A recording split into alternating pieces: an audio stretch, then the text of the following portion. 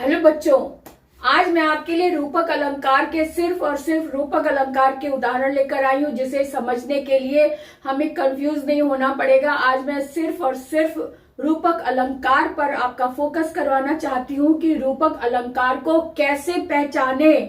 बाकी सब में तो अच्छे से समझ में आ जाता है। उपमा में सा सी सम लगा होता है, उपमा हो गया। उत्प्रेक्षा में मनो मानु जनो जानू जैसे लिखा होता है, उत्प्रेक्षा हो गया, है ना।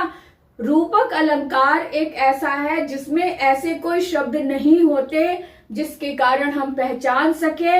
इसकी पहचान सिर्फ यही है कि यहाँ पर दोनों ही शब्द एक साथ आते हैं जिसकी आपस में तुलना की जाती है। सिंपल शब्दों में दोनों तुलनात्मक शब्द एक साथ जहां आते हैं वहां होता है रूपक अलंकार। ये तो है इसकी परिभाषा।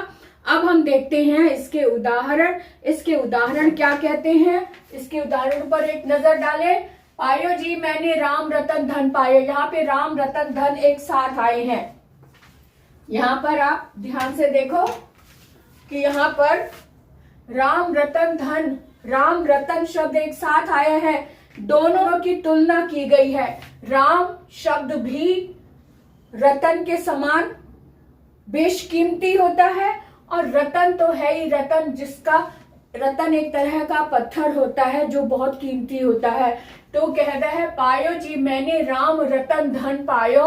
ये मीराबाई जी का ये पद है, उसकी लाइन है। तो मीराबाई कहती हैं कि मैंने राम रूपी रतन, राम के नाम का एक अनमोल रतन पा लिया है जो किसी भी धन से कम नहीं है। राम रतन धन पायो, राम रूपी रतन अर्थात राम के जैसा रतन पा लिया, अनमोल रतन पा लिया। यानी दोनों शब्द एक साथ आए हैं, इसलिए यहाँ पर रूपक अलंकार।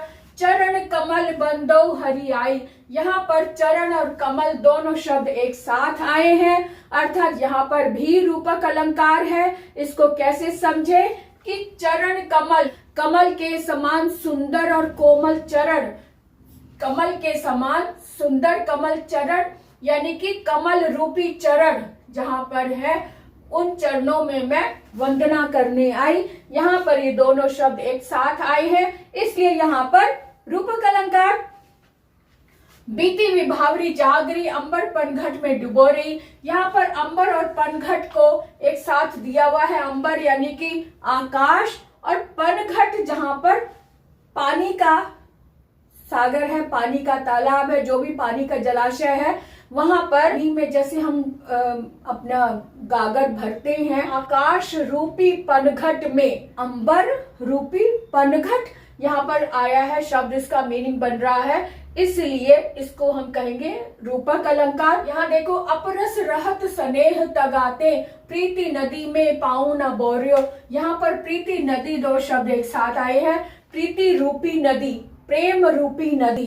प्रेम रूपी नदी, प्रेम भी प्रवाहमय होता है, रुकता नहीं है, जितना आगे बहता जाता है। तो उसी तरह से नदी, नदी के प्रवाह की तरह प्रेम रूपी नदी जो है वो भी बह रही है। प्रीति नदी, प्रेम रूपी नदी आया है, दोनों शब्द एक साथ आए हैं, इसलिए यहाँ पर भी रूपक अलंकार है। आगे देखो, है जीवन तरु के फूल, दुख है जीवन तरु, जीवन रूपी वृक्ष, जीवन रूपी वृक्ष, यहाँ पर भी दोनों शब्द एक साथ आए हैं, इसलिए यहाँ पर भी रूपक अलंकार है। जीवन के समान वृक्ष या जीवन रूपी वृक्ष कह लो तो वो एक ही बात है। जीवन रूपी वृक्ष, जब हम रूपक अलंकार को विग्रह करते हैं या उसका एक्सप्लेन करते हैं तब रूपी शब्द लगाते हैं। यानी मान लो कि जैसे कि रूप, उसके रूप में इस तरह से देखना किसी चीज को, तो है ये तुलनात्मक शब्द है। दोनों तुलनात्मक शब्द एक साथ आते हैं। और भी देख लो,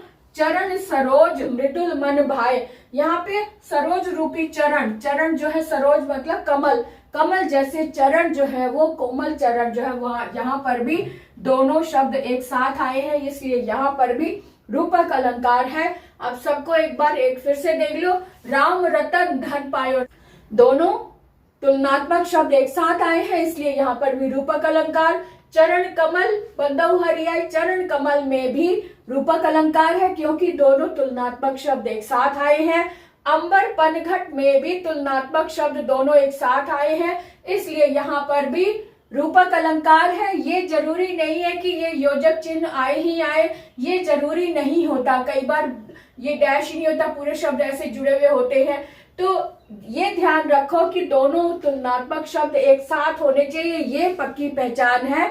योजक चिन्ह होना कंफर्म नहीं है। योजक चिन्ह लगा है तो इसका मतलब ये नहीं कि वहां पर रूपक अलंकार ही होगा, नहीं। रूपक अलंकार को समझना है तो दोनों तुलनात्मक शब्द एक साथ आए हैं, तब कंफर्म हो जाता है कि यहाँ पर रूपक अलंकार है। जैसे जीवन रूपी तरु, जीवन रूपी वृक्ष, जैसे कमल जैसे चरण, कमल रूपी चरण, प्रीति प्रेम रूपी नदी, अंबर रूपी पनघट। इस तरह के जब शब्द एक साथ आते हैं वहां पर रूपक अलंकार होता है। इसे समझने में बिल्कुल गलती मत करना, ये बिल्कुल कंफर्म है कि दोनों तुलनात्मक शब्द जब एक साथ आते हैं तो वहां पर रूपक अलंकार होता है। ये आप ये समझ लिया, अच्छे से समझ लिया। अब आप कोई मिस्टेक नहीं करेंगे, ये मुझे पूरी उम्मीद है।